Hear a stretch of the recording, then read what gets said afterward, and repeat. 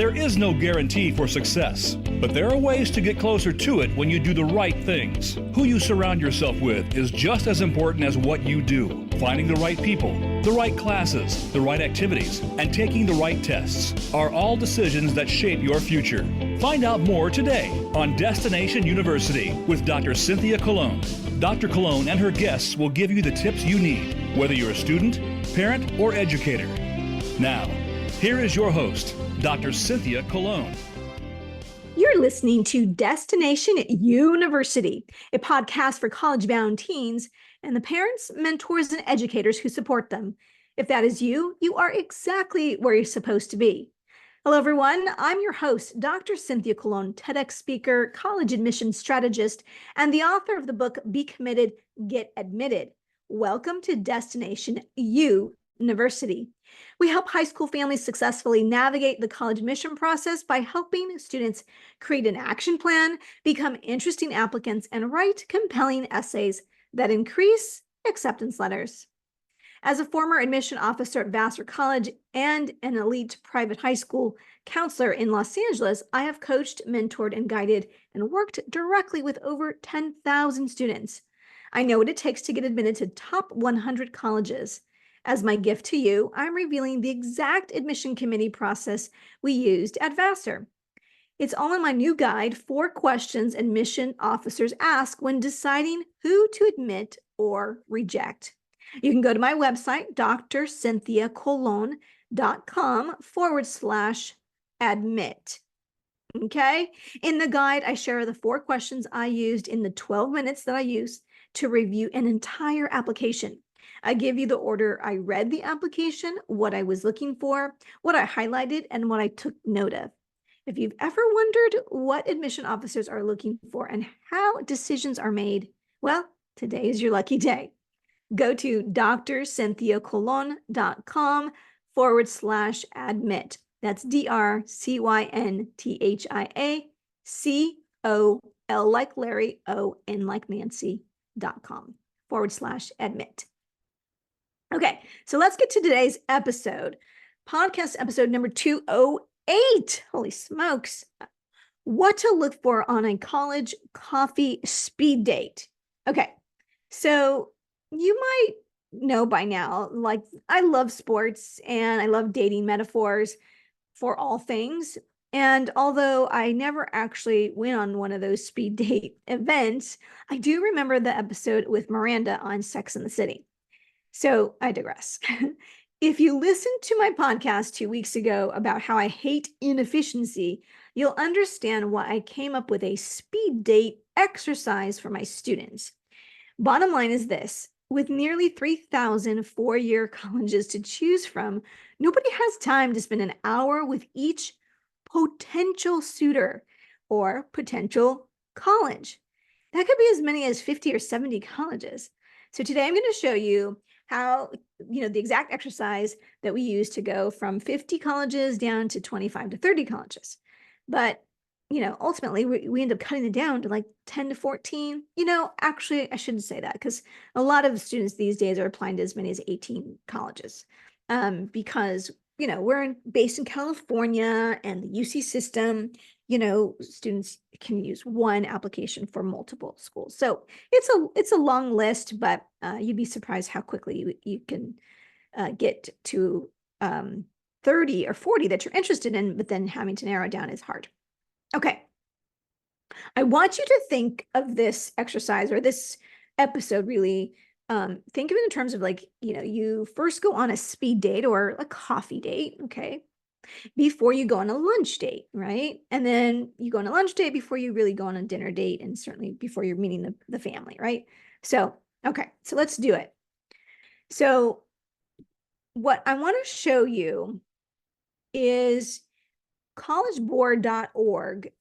If you click on bigfuture.collegeboard.org, you're going to get a college search function, okay? And so I did a college search for you so you could see that, because today's really about the speed date part. So I wanted you to see that when I just typed in and do a search, I just put in the major, sociology, excuse me. And I'd said four-year type. So on this one here, just to show you, it says college level. I wanted to look only for colleges that are four-year institutions, okay? So I just looked at two things, two categories, that's it. And when I type in sociology, I get over 1,000 prospective, results. So that's just too many, you guys. So from there, I then said, okay, what if I narrowed it down by states? And so this is what happened. Okay, so you can see here, I get 258 results, right? And I can kind of scroll through here and I can go, 258 is a lot, but it's not really. So let's just, for the fun of it, kind of go here and go, let's see more colleges. So it'll still, it'll keep going, right?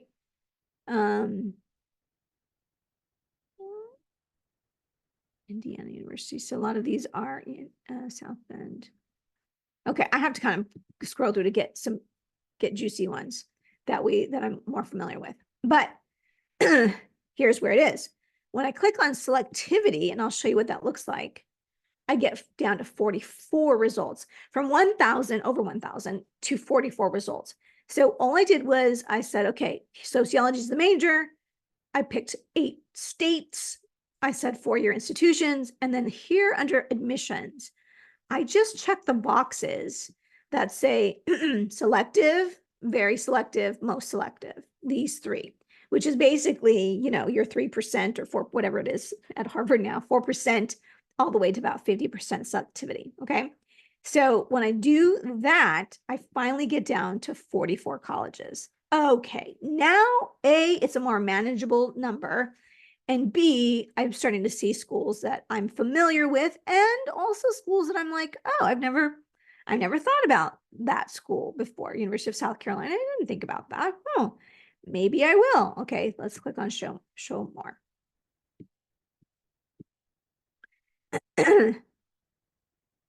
Pitzer. Oh, there's another one. Oh, I rarely think about Pitzer. Sorry, Angel. Wake Forest. Okay, so these are colleges that certainly I've heard of, but maybe you haven't heard of all of these. So 44 is a good number that you're probably comfortable with, like, oh, Colorado College, one of my favorite schools. I'm yet to get someone to go there. Okay, this is a really good list. I'm excited about this list. All right, so we are now down to 44. Okay, so then you still have to sort of narrow the list.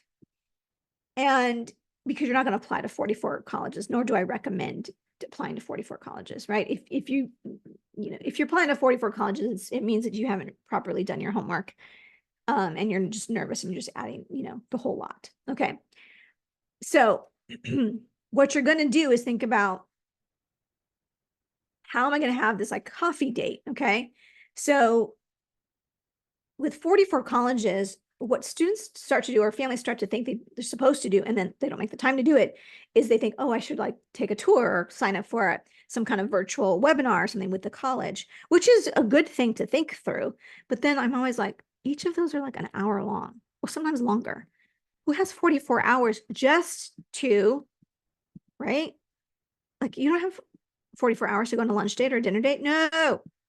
Now you could go down the social media and look up their social media, and like Instagram and what's the other one? TikTok, and see, what colleges are posting for that. And for, I get it, and you could do that, but I don't know about you, but when I get on Instagram, and certainly I'm not on TikTok, but I should be, but I know what I'm scared of.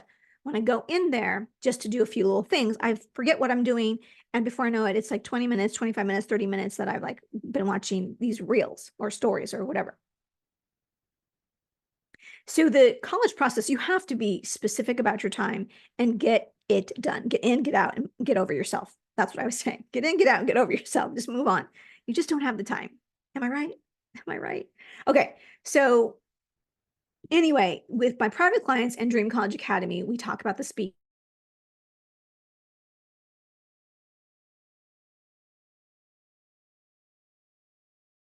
want to think of the coffee date as like your online search. You're going to go to the website. I'll show you what to do on your own. Okay. Nobody's telling you, you're not logging in, you're not checking in, nothing.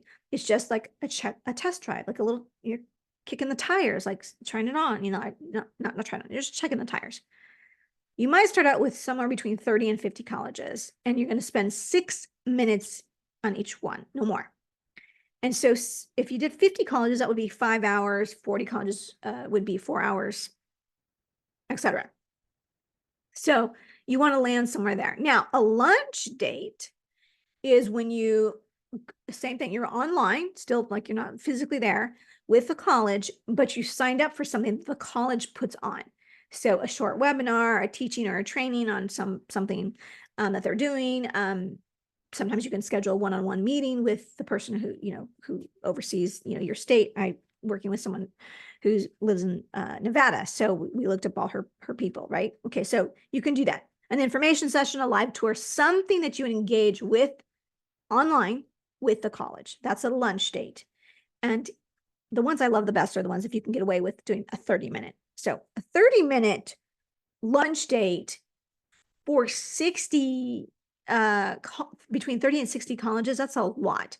So 30 minutes with 25 colleges is 12 and a half hours, okay? And then with 18 colleges at 30 minutes is 9 hours. Okay, now, I didn't promise you that you would have to spend no time on this. I'm just promising you that you should be way more efficient with your time. Remember, this is a temporary part-time job. That's why, I don't know how else to say it, but that's why I say over and over again, start early, because you don't have time. You don't have time to do everything you need to do properly if you just waited till senior year, this fall of senior year. Okay. Coffee date, lunch date, dinner date. Now the dinner date, I'm kind of clumping in with like meet the family, right? So a dinner date is like you actually go to the college in person. You're getting serious. This is a serious commitment, and you're going to meet the parents. So you're going to spend 2 to 4 hours at each college visit. So I'll talk about that in another episode later down the road. But for now, we're going to be talking specifically about coffee dates. Okay.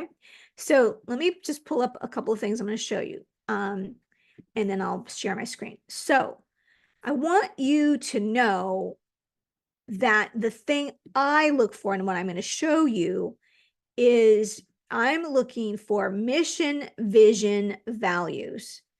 Mission, vision, values. Those 3 things for sure. And then a couple of things I'll show you that I like to just look at myself. Okay, so we're going to look at Chapman, Santa Clara, and Cornell. Now, I apologize that they're all private schools. I should have thought through this. But I've used these before, and I know that they have pretty good examples. So here is Chapman. And how did I get here? Just so you know, I went to Chapman University, and then I think I hit about overview. I don't know. Actually, what I Googled was Chapman mission, vision, values. That's what I Googled, and then this came up. So it took me right to where I remembered. So right here, it tells you the vision and the mission.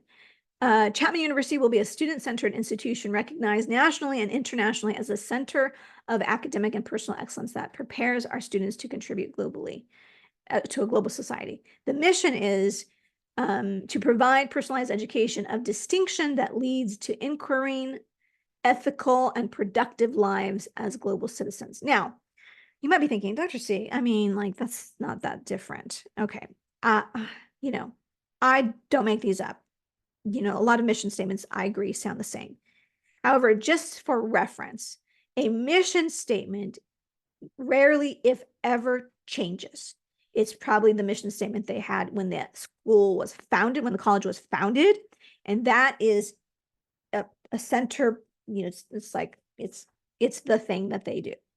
The vision is typically what I like to say is when a new president of the institution comes in, they typically have a new vision for the institution, still within the framework of a mission, the greater mission of the school, but something maybe a little bit more specific that they're going to focus on for the next several years. It's kind of like when we elect a new president of the United States, with each new president, they have a slightly different take on what they think America should be, what the goals and mission and focus should be right now, the priorities of the institution of the, in this case, of the country right now. Okay, so that's the difference between mission and vision. Okay, then values are the pillars, the things that like we hold most sacred to us. Now, this one doesn't have a good themes. They call them themes. So these are the 5 themes, okay? All right, I'm going to kind of move on because I wanted to see this as the first example. All right, let's look at the second example. This is Santa Clara. I love this one because it says right here, mission, vision, and then the values. So this is a Catholic institution, Jesuit Catholic institution, sorry. You can see the mission, you can read it on your own. And then the vision, it says, will create citizens and leaders of competence, conscience, and compassion, and cultivate knowledge and faith to build a more humane, just, and sustainable world. Okay, do you see that word there? Sustainable world. Now, I'm sure when Santa Clara was founded, we were not talking about sustainability. So that's probably a word, I better check myself. It's probably a word that is not found in their mission statement. And I'm right. Yeah, it is not found in their mission. So that is just an indicator or a reinforcement of what I just said. The mission is like static. It does rarely ever changes. Okay. I don't make the rules. I just am delivering the message here. So it is what it is. The vision is going to be that thing that really is what you're looking for, in my opinion.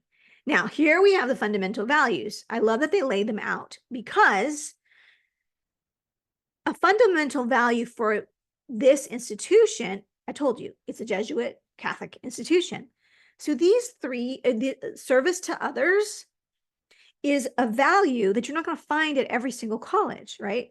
It's specific to Santa Clara. It might be more general and specific to Catholic schools, maybe religious schools, who knows?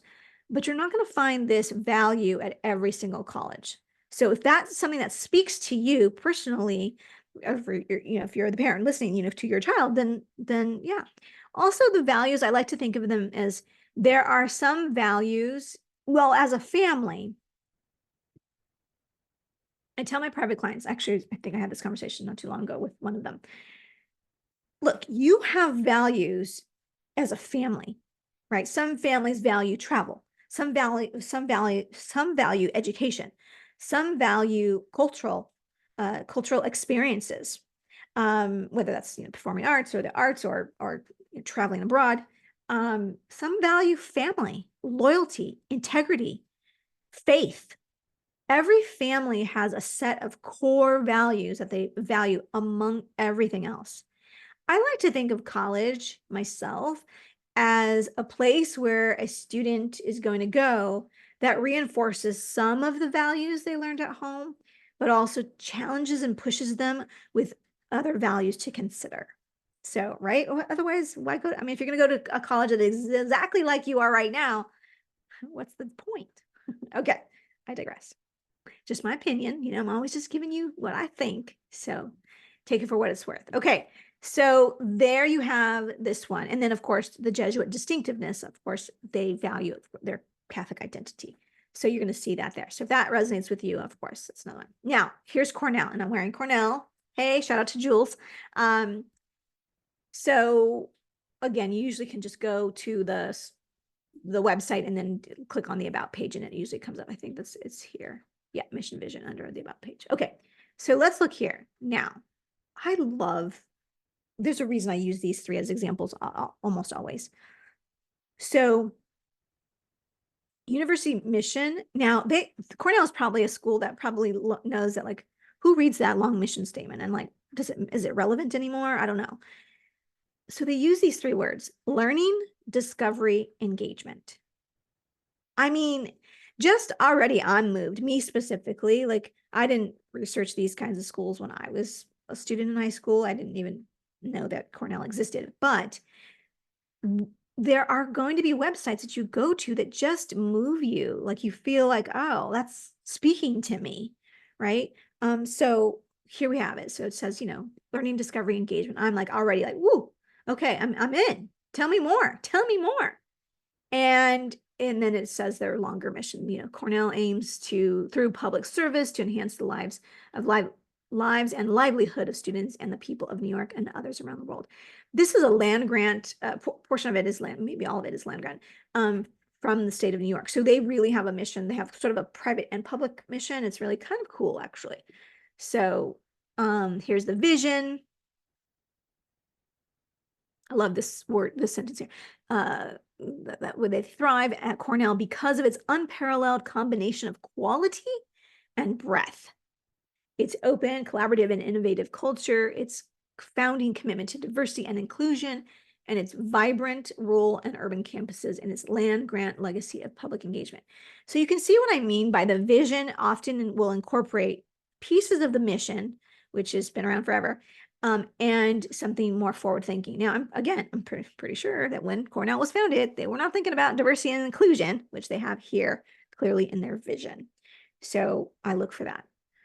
All right. And then their core values: purposeful discovery, free and open opinion inquiry, a community of belonging.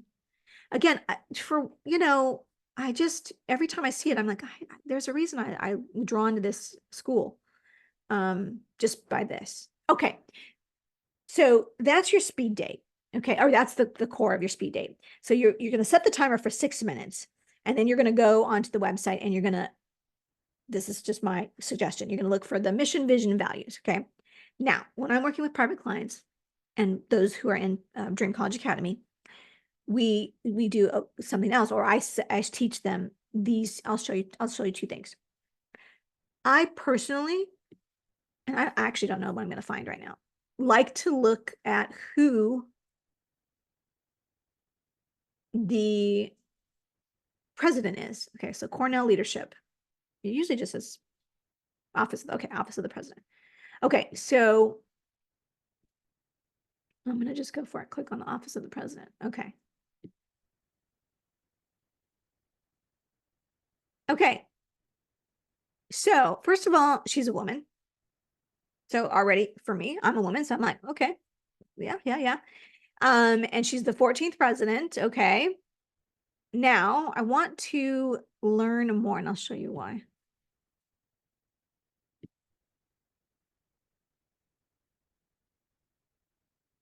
Okay. I don't know if I'm saying her last name correctly, but Martha Pollock is the 14th president and a professor of computer science, information science, and linguistics, an expert in artificial intelligence, and it goes on. Okay. I'm going to just hold that thought for a second. Okay. Let's go over here and see who the president is at Santa Clara. Leadership. Oh, yeah. Oh, I did see this one not too long ago. Okay. Julie Sullivan.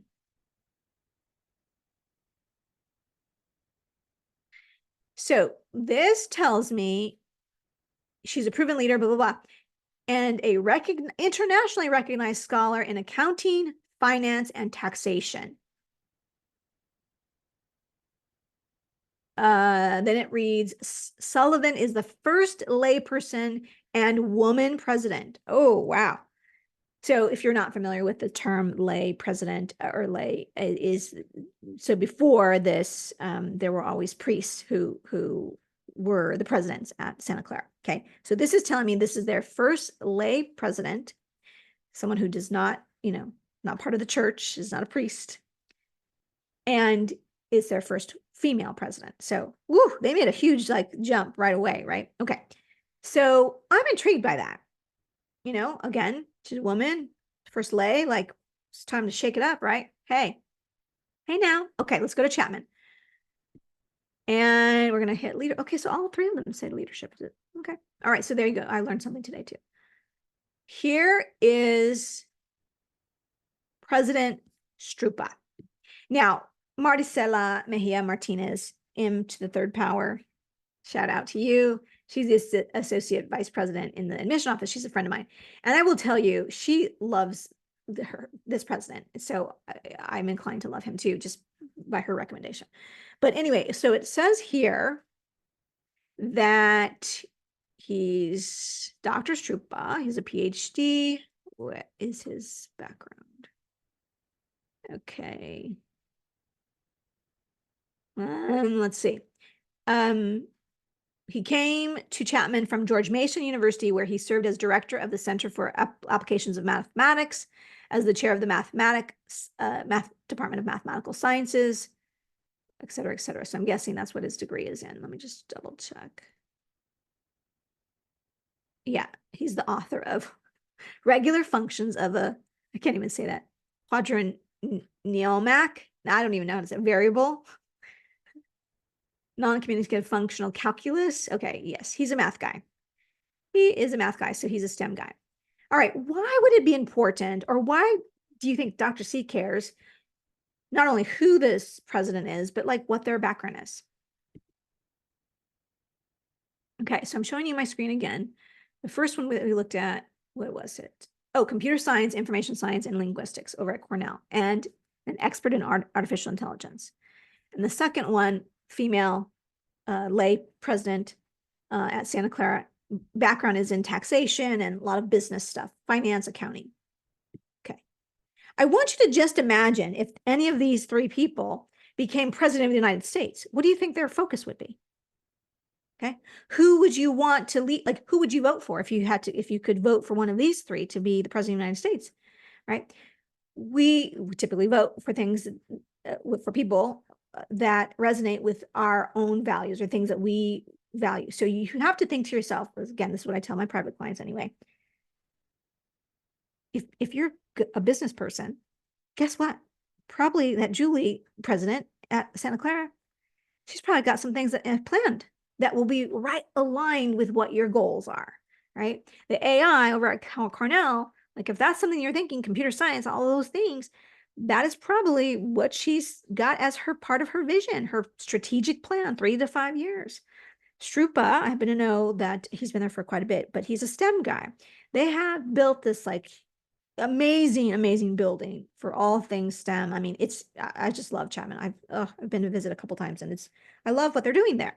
Okay, so bottom line is that's something I'm just giving you a little sneak peek as to what I go further to do that.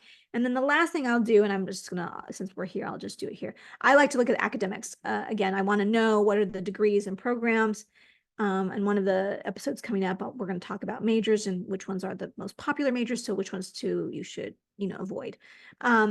So I love Chapman's, actually, this is a great place to explore what motivates you. I love this tool that they have, what motivates you. And I'm like, oh, okay. You can like click on, for me, I would have clicked innovating, and then it gives you a bunch of stuff. And then, the business world. Okay. And then it goes here. So this is a great little tool, actually. Ooh, I might use it for other things. So I like for students to explore and look on the academic page, because you should be thinking about what are the top 2 to 3 majors I'm interested in case you change your mind, which likeliness you will change your mind and change majors while you're in college. So there you go. So you want to be sure that they have a variety of things that you are interested in. Okay. All right, you guys. That's college speed dating. Okay. Oh my gosh. Okay. I didn't know how long I was going to be, but I wanted to give you this really good piece of information. Okay. All right. Well, I hope that was helpful. I like to ask, on a scale of 1 to 10, how helpful was this episode? Please comment wherever you're listening, comment in the comments, and let us know how helpful it was. Okay. All right. I'm going to sign off here and then say goodbye. All right. Here's your to-do. Here's your action step. I like a good action step. And when you are going to do these speed dates, remember your list is about 30 to 50 colleges that you're going to do speed dates on. You're going to spend several hours. It might take you a few weeks to do. That's okay. All you're going to do when you visit, you're going to rate them. You're going to give them an A, a B, and a C. And you take a few notes, like what comes to your mind, which ones do you still remember? What did you think about it? Just what's your gut feeling? Like, I don't know how else to say it. I should put my face back on. Look, this process is just as much a head or thinking process as it is a heart process. What you think about a school is important, and it will help build your list. So you're going to build a list of colleges with your head, but you will ultimately choose with your heart. So I just wanted to say that out loud. Okay, so just keep that in mind. All right, so let me give you your action steps. You're going to go, you're going to do these, you're going to create a spreadsheet, and it's going to take you, like I said, several hours. So it may take you several weeks to do this. You're going to rate them an A, a B, and a C, and make a few notes next to each one. So I don't recommend doing more than like 3 to 6 in one sitting. Like, that's several, that's maybe 45 minutes or something. Do it at a little bit of time. If you're a junior right now, like, you need to get on it, but otherwise you have time. You're going to notice things, which ones you still remember. You're going to have a better idea of a pattern or a theme that keeps coming up that you're attracted to. But most importantly, you're going to know what you don't like. Okay. Yeah. Right. Anyone who's ever been on a date, coffee date or lunch date or dinner date, more than anything, what you don't like. So that is equally important. Okay. All right. So I gave you your marching orders. Now, I'm going to give you some insights. Like I'm just looking at my calendar over here. In the next couple of weeks. So next week we talk a little bit about your action plan, because most of you are choosing your schedule for next year right now. Then we're going to talk about how to visit colleges. So the next couple of weeks are just all about list and building and exploring. Okay. So keep us tuned in. All right. Now, that is all I have for you today, my friends. Thank you for tuning in to Destination University. I'm Dr. Cynthia Colon, your happy success expert. If this episode has in any way helped, fueled, or inspired you, please share this episode with 3 people in the next 30 minutes. Thanks for listening. You can subscribe to Destination University wherever you get your podcast. And while you're there, leave us a review because it sure does help a lot. And if you haven't binge listened to our previous seasons, do it. Oh my gosh. So you can start with my mom, episode 1. And if you know of an 8th grader or a high school student, I just dive right in and drink every piece of advice that you possibly can. Episode 1, again, is with my mom. The word that every parent should remove, I think is what it's called. Okay. Again, share this episode with 3 people in the next 30 minutes. Until next week. We'll see you same time, same place. Until then, wherever you are, may you have a happy and sunny day. Bye for now.